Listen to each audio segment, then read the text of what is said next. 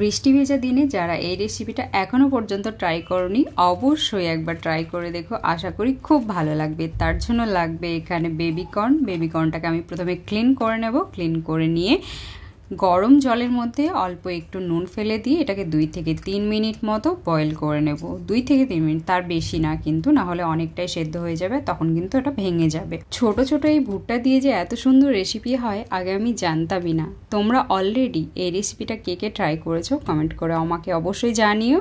আর হ্যাঁ, খেতে কেমন লাগছিল সেটাও জানিও। আমার তো খুব খুব ভালো লেগেছে। তোমরা অবশ্যই একদিন ট্রাই করো যারা এখনও পর্যন্ত ট্রাই করনি। 2 থেকে 3 মিনিট এটা বয়েল করা হয়ে গেলে আমি এটাকে জল ঝরিয়ে নিয়ে ঠান্ডা করতে দিয়ে দেবো। আর ব্যাটারটা রেডি করে নিই চলো। তার জন্য এখানে নিয়ে নিলাম চালের গুঁড়ো আর কর্নফ্লাওয়ার। 1 কাপ চালের গুঁড়ো, 1/2 কাপ কর্নফ্লাওয়ার, পরিমাণ মতো নুন আর অল্প একটু সামান্য পরিমাণে হলুদ দিয়ে দেবো শুধুমাত্র কালারের জন্য। আর এখানে দিয়ে দিলাম জিরের গুঁড়ো আর দেবো 1/2 টিস্পুন মতো গরম মশলা।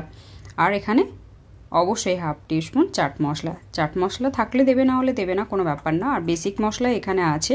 আর তোমাদের ঘরে যদি কর্নফ্লাওয়ার না থাকে তাহলে এটা কর্নফ্লাওয়ারের জায়গায় এখানে বেসন ইউজ করতে পারো, কোনো অসুবিধা নেই।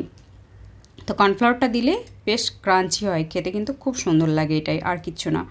চালের গুঁড়ো আর কর্নফ্লাওয়ারের সাথে সব মশলাগুলো খুব ভালো করে মিশিয়ে নেওয়ার পরে আমি বেবিকর্নগুলোকে শুকনো অবস্থাতেই কোট করে নেব। দেখো যেভাবে কোট করছি আমি ঠিক এইভাবেই করে নেবে।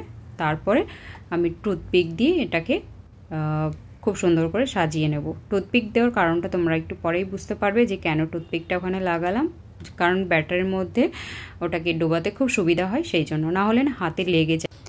এই যে দেখো সবগুলো একসাথে রেডি করে নিয়েছি। এবার আমি ব্যাটারটাকে রেডি করব। তার জন্য এখানে আমি নিয়ে এলাম জল। এবার জলটাকে না অল্প একটু একটু করে দেবো, না হলে এই যে তোমার কর্নফ্লাওয়ার আছে না, পুরো কর্নফ্লাওয়ার থাকলে অল্প অল্প করে জল দিয়ে গুললেই ব্যাটারটা খুব সুন্দর হয়।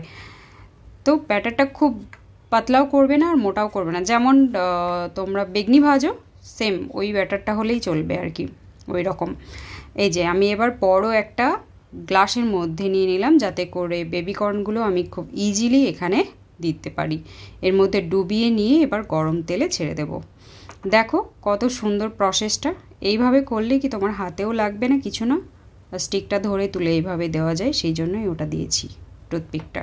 এইভাবেই সবগুলোকে গোল্ডেন কালার করে ফ্রাই করে তুলে নেব। তারপরে চাট মশলা ছড়িয়ে দেব আর টমেটো সস আর হচ্ছে মেয়োনিজ একসাথে মিশিয়ে এটার জন্য একটা ডিপ রেডি করেছিলাম। ওয়াও, দারুণ লাগছিল খেতে, জাস্ট কি বলবো তোমাদের, একবার ট্রাই করে দেখো, খুব ভালো লাগবে। ভালো থেকো সবাই, পরিবারের সবাইকে ভালো রেখো। আর এই যে বৃষ্টি ভেজা দিনে অবশ্যই পারলে একদিন ট্রাই করো, বাড়ির সবাইকে খাইও।